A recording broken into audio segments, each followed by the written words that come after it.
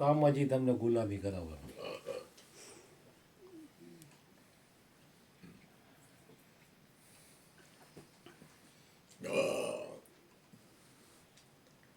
ચાહ ચમારી ચુહરી અતિ નીચન કી નીચ, તું તો પૂર્ણ બ્રહ્મ થા, ચાહ ન હોતી બીચ.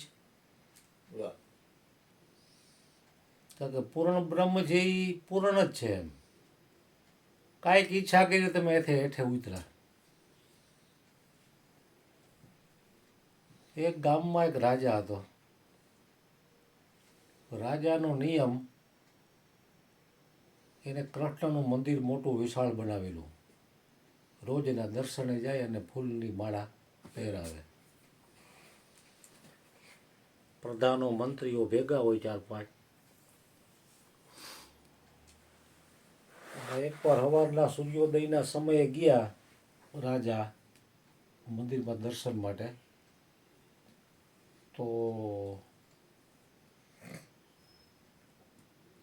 બે બાજુ માલણું બેઠી હતી, ફૂલ વેચવા વાળી, ફૂલમાળા વેચવા વાળી, હાર. રાજા એક પાસેથી હાર લીધો, પછી અંગત મંત્રીને આમ ઈશારો કર્યો. મંત્રી સમજી ગયો કે આનું જે કાંઈ કિંમત થાય ચૂકવી દો. 5 રૂપિયાનો હાર હતો, એના 25 રૂપિયા માલણકી આપો. કે રાજા છે તો આને શું તૂટો હોય, લેવે નાની પાસે તો.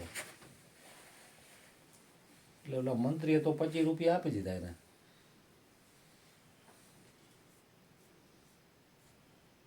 વળી થોડોક સમય પછી પાછું જવાનું થયું તો બીજી એક માલણ હતી, એની પાસેથી માળા લીધી, ફૂલમાળા.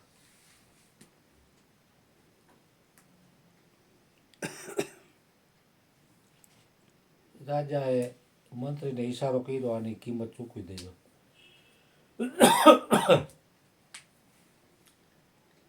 તો ઓલી બાઈ હતી ને માળા વેચવા વાળી માલણ, એ કે મારે કાંઈ નથી જોતું. તો કે રાજાશ્રીનો આદેશ છે, કિંમત તમારે લેવી પડે. તો કે ના ના, એ કે મારા માટે આથી મોટો શુભ અવસર કયો કહેવાય કે રાજાએ મારી માળાનો સ્વીકાર કર્યો. મારે કાંઈ ના જોઈએ.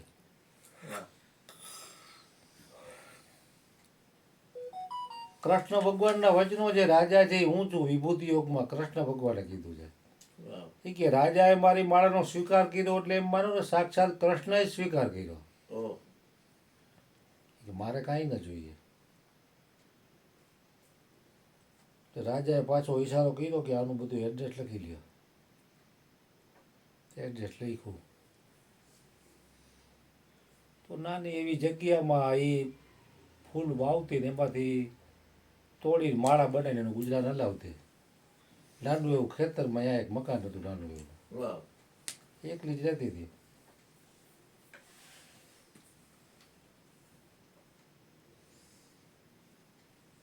રાજા ગયા ને 25 વીઘા જમીન આપી દો, ભલે એ ફૂલ વાવે ને મોજ કરે. અને એક આપણા મહેલમાંથી એક રૂમ આપી દો.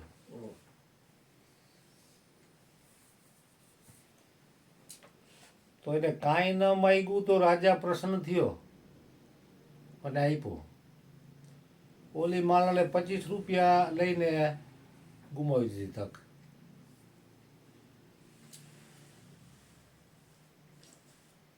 એટલે વ્યક્તિ માગવાથી જ નીચે ઉતરી જાય છે. सबसे बुरो मांगनो, સબસે બુરો માગનો. નીચના પેટનો. અરે બાપા, મત કોઈ માગો ભીખ. પરમાર્થ માગતો હોય તો નીચના પેટનો. બસ હવે આવો જે કિસ્સો, એક રાજા હતો બીજો, એનું રાજ બધું વહીવટ સારી રીતે ચાલતો, પોતે ધાર્મિક વૃત્તિનો હતો. એના રાજ્યમાં પ્રજા સુખી હતી. પણ બહારથી અમુક નર્તકીઓ આવી એના વિરુદ્ધ દેશના રાજાએ મોકલેલી ઓહ કે આને પાડો, આમ નહીં તો આમ પાડો એમ ઈચ્છા કરાવીને પાડી દો એમ. એટલે આજુબાજુના રાજાઓ આમ સંબંધ રાખે ને આમ પાછા અંદરખાને તો પાડવાના જ પ્લાનમાં હોય એકબીજા. એટલે નર્તકીઓ એવી બધી આમ અપ્સરાઓ કાંઈ ન કે એવી સુંદર, અને રાજા શરાબ મેંદો પીવા અને નર્તકીઓના નશામાં. ક્યારેક ક્યારેક રાજનો વહીવટ સંભાળવા આવે એક અંગત મંત્રીને બધું સોંપી દીધેલું. ધીરે ધીરે ધીરે ધીરે ભોગમાં જેમ જેમ લપટતો ગયો ને રાજા, એમ ઓલા રાણીઓએ પછી દરવાજાને જ લોક મારી દીધો. ઓહ કોઈ પણ આવે ખોલવાનો જ નહીં. ઓહ બાપરે કાંઈ સમાચારની ચિઠ્ઠી કોઈ આપે તોય નહીં લેવાની, રાખવાની પણ રાજા સુધી નહીં પહોંચાડવાની. બાપરે કારણ કે રાજ એમ માનો ને નર્તકીઓના હાથમાં આવી ગયો. ઓહ તો ધીરે ધીરે ધીરે ધીરે રાજ્યમાં અંધાધૂંધી મેંદી ફેલાવા. દારૂ, જુગાર, પરસ્ત્રી ગમન, માંસ મટન, ચોરી, લૂંટફાટ, આવા બધાય 5 સીલ ઉપર પગ મૂકે એવા કામ બધાય રંગે ચંગે રાતથી મીંડા હાલવા.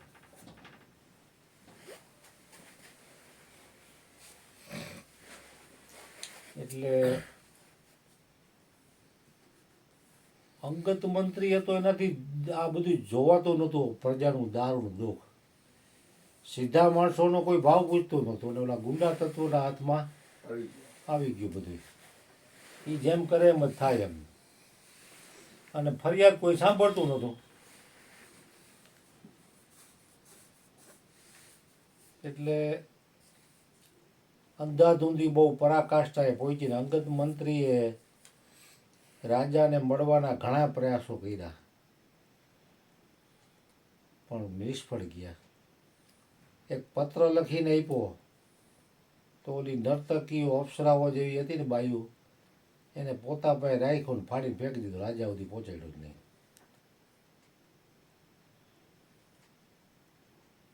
પછી આ તો જરાક સાત્વિક વૃત્તિનો એનો મંત્રી, એ કે હવે આમાં આપણું કંઈ હાલતું નથી, ખોટે ખોટું આમાં ઓબ્જેક્ટ લેવો મારે. રાજાની વાંહે મારી ગણતરી એવી થાય કે જેવો રાજા એવો એનો મંત્રી હોય ને, પહેર્યા કપડે નીકળી ગયો એને ઓહ બાપરે મંત્રી.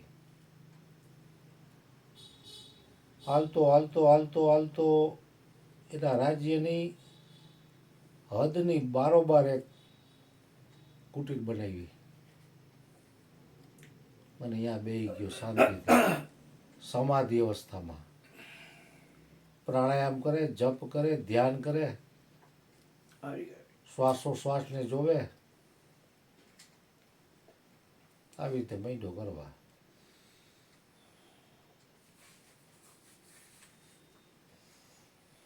અને આયા રાજ્યમાં ઉવાપો મચી ગયો, આજુબાજુના રાજાઓ ચડાઈ કરવા આવ્યા એની ઉપર કે હવે આને આપણે કબજો કરી લ્યો. તો એ બધાની આંખ ઉઘડી તો રાજા પાસે તાત્કાલિક સમાચાર ગયા કે આપણા ઉપર હુમલો થયો છે ને બીજા રાજાઓ હથિયારો લઈ અને ઘોડેસવારો લઈને ચડાઈ કરવા સુધી આપણા રાજની અંદર પહોંચી ગયા છે. હવે શું કરું મહારાજ? તો કે મારો અંગત મંત્રી હતો ને એના ભરોસે તો હું નીકળીને આ મોજ કરતો હતો હું. તો કે એ પણ વિયોગ્યો, એને તમે કોઈ વાત સાંભળીને એટલે વિયોગ્યો એ.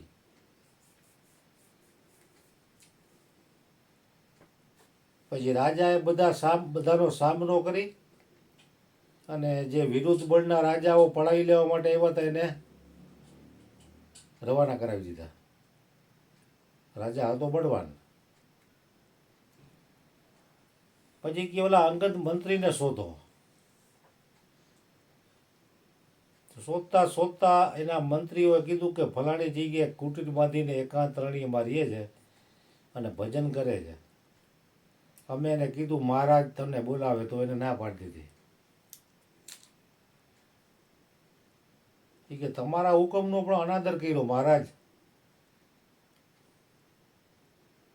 મહારાજ સમજી ગયા કે એના હુકમનો અનાદર મેં કર્યો હતો એટલે અમે હમું તો આવે.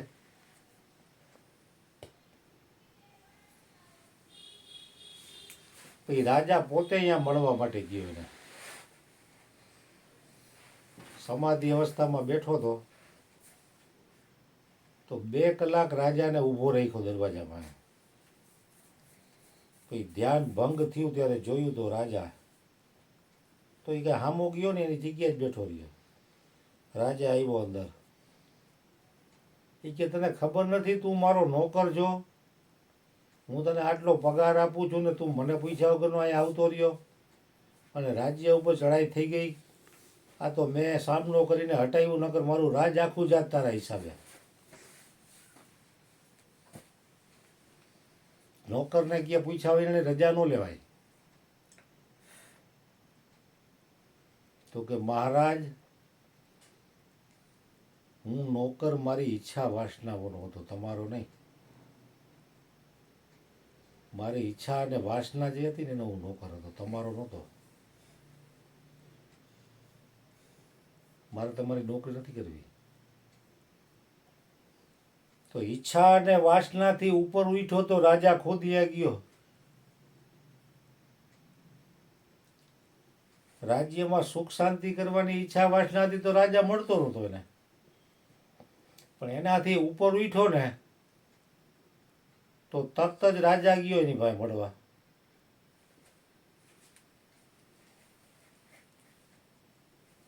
એટલે ઈચ્છા વાસનાઓના ગુલામ મટીને જો ઈચ્છા વાસના ઉપર વિજય મેળવનારા થાય ને એનાથી ઉપર ઉઠે ને તો પરમાત્મા ખુદ મળવા આવે.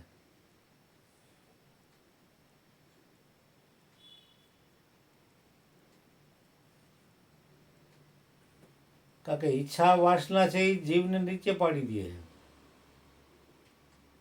એનાથી ઉપરનો ઉઠવા દે સંસારના જીવો, વિષયી જીવો. કે આપણી જેમ આ લોલમ કરતો તો ના ઉપર કેમ ઉઠવો ન જોઈએ, નીચે પાડવાના. પણ અમુક હદની ઉપર ઉઠી જાય, ગુરુત્વાકર્ષણની બહાર યોગ્ય એટલે ત્યાં પછી વસ્તુ નીચે ન પડે. એટલે તો ગુરુના ગ્રહને સૌથી મોટો ગણવા ભાઈ. ગુરુનો ગ્રહ જે વટી જાય ત્યાંથી પછી કોઈ વસ્તુ નીચે પડતી નથી, પતન થતું નથી એનું. કે પરમાત્મા માટે બધી વસ્તુઓ સંભવ છે, અસંભવ કાંઈ નથી એના માટે.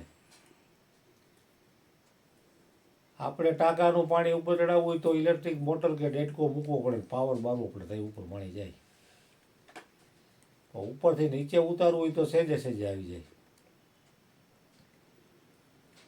તો કોઈ પણ પ્રકારનો ફૂલનો છોડ તમે વાવો તો પાણી તમે એના મૂળમાં સિંચો છો, ઠેઠ લગી પાણી કોણ પહોંચાડે છે? એક એક પાનમાં ને ફળમાં ને ફૂલમાં ને બધે.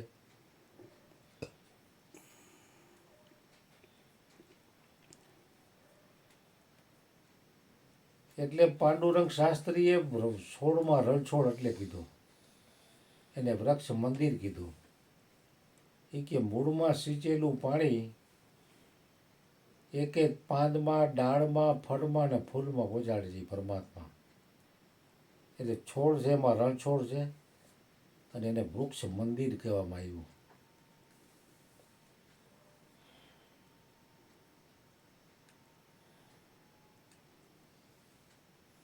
કારણ કે ઉપર ઉઠી ગયા છે એ મહાપુરુષોનો સંગ કરવાથી એ તમને ઉપર ઉઠાવશે. વિષયી લોકોનો સંગ કરવાથી તો એ તમને પતન તરફ જ લઈ જવાના.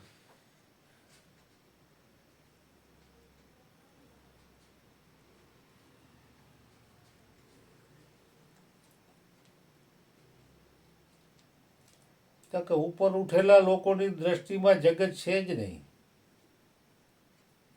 છે નહીં એટલે કે એક ભ્રાંતિ સમાન, સ્વપ્ન સમાન છે એમ. સકળ જગત તે હેઠવત અથવા સ્વપ્ન સમાન, તે કહીએ જ્ઞાની દશા બાકી વાચા જ્ઞાન. જગત ત્રણ કાળમાં નથી એવું હરેક મહાપુરુષો કહી ગયા છે.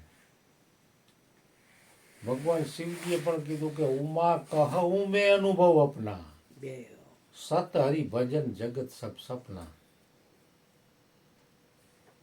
આ તો પરમાત્માએ ધારણ કરેલું છે એટલે જીવને સાચું દેખાય છે ખોટું હોવા છતાં. કારણ કે પરમાત્માની સત્તા આખા જગતમાં ઓતપ્રોત છે. એની ઈચ્છા વિના ઝાડનું પાંદડું પણ હલી શકે નહીં.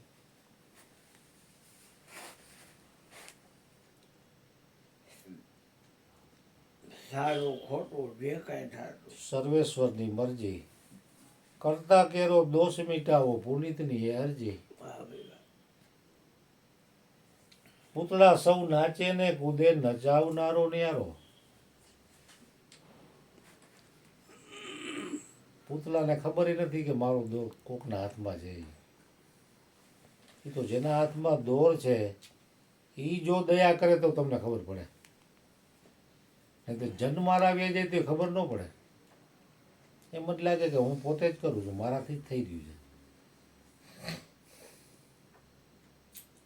આવું બધું અજ્ઞાન ઈચ્છા વાસનાઓને પ્રાધાન્ય આપવાથી આ જીવાત્મામાં ઘૂસી ગયું છે. કારણ કે જીવ છે પરમાત્માનો સનાતન અંશ, તો અજ્ઞાનના કારણે એટલો બધો નીચે ઉતરી ગયો છે કે જેની કોઈ સીમા નથી.